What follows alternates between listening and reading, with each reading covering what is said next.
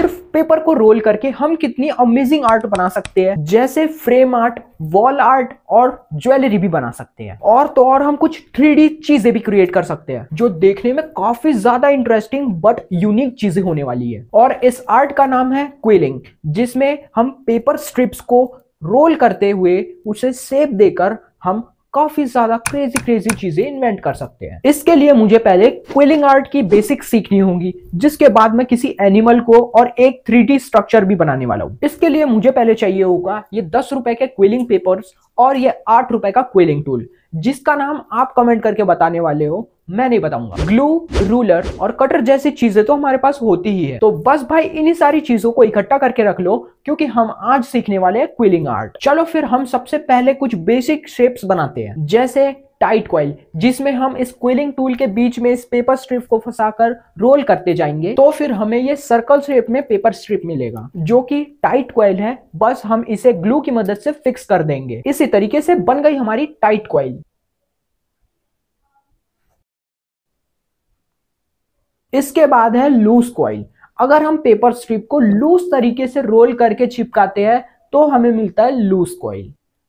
और loose coil से ही quilling का आधा खेल खत्म हो जाता है, क्योंकि हम इसे डिफरेंट शेप्स में ट्रांसफॉर्म कर सकते हैं, जैसे square, triangle, tier drop, star और भी काफी सारे। और ओपन कॉइल तो सिंपल है, बस हमें ग्लू नहीं लगाना है। और स्क्रोल्स को भी जान लेते हैं, ये भी काफी इंटरेस्टिंग है, जैसे हार्ड स्क्रोल। आधी स्ट्रिप को रोल करने के बाद हमें इसमें ग्लू लगा देंगे और आधी स्ट्रिप रोल होने के बाद हम इस एंड से रोल करेंगे। अब हम इसको भी फिक्स कर लेंगे। बस हम इसके बाद बीच से कुछ इस तरीके से कर देंगे, जिससे कि ये हार्ट शेप में ट्रांसफॉर्म हो जाएगा। और V scroll, S scroll and C scroll.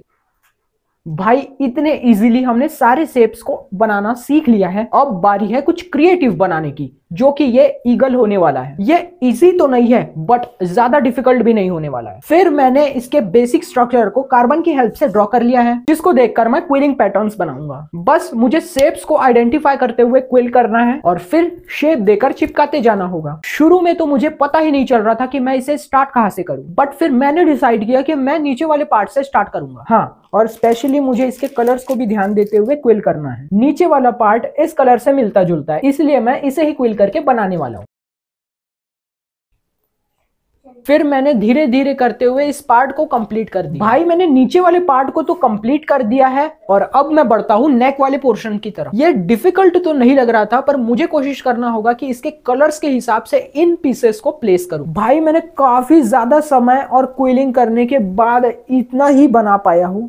भाई जैसे जैसे ये कंप्लीट होता जा रहा है, मेरी एक्साइटमेंट भी बढ़ती जा रही है। और अब मैं आईज वाले पार्ट को बहुत ज्यादा बारीकी से बनाने की कोशिश करूंगा, तभी तो इसमें जान आएगी। भाई बड़ी मुश्किलों से मैंने जैसे तैसे इसकी आंख बनाई है और अभी ये उतनी परफेक्ट नहीं लग रही है। देखते आगे बना के इसको कंप्लीट करते हैं। और मुझे अपनी तरीके से जितना हो सके उतना रियलिस्टिक बनाने की कोशिश करना होगा, तभी ये तो मास्टरपीस बन पाएगा। कुछ समय तक थोड़ी देर और मेहनत करने के बाद ये कुछ इस तरीके का दिख रहा है, जो कि बिल्कुल भी सिमिलर नहीं लग रहा है। तो भाई यार काफी ज्यादा घंटों की मेहनत करने के बाद ये कुछ इस तरीके से दिख रहा है। मुझे तो ये ईगल नहीं पर कौवा जरूर लग रहा है। यार फाइनली मैंने इस आर्ट को कंप्लीट कर ही लिया। अब आप बताओ ये कैसा लग रहा है। इतनी मेहनत के लिए अपनी फिंगर को कष्ट देकर लाइक बटन तक पहुंचा दो यार। चलो मैं इसे फ्रेम में कैद करके टंगा दूंगा, बस आपको सब्सक्राइब करके जाना हो। इसके नेक्स्ट पार्ट में मैं कुछ अमेजिंग से 3D स्ट्रक्चर्स बनाने वाला हूँ क्विलिंग की मदद से ही। तो मिलते हैं वहां। Okay bye.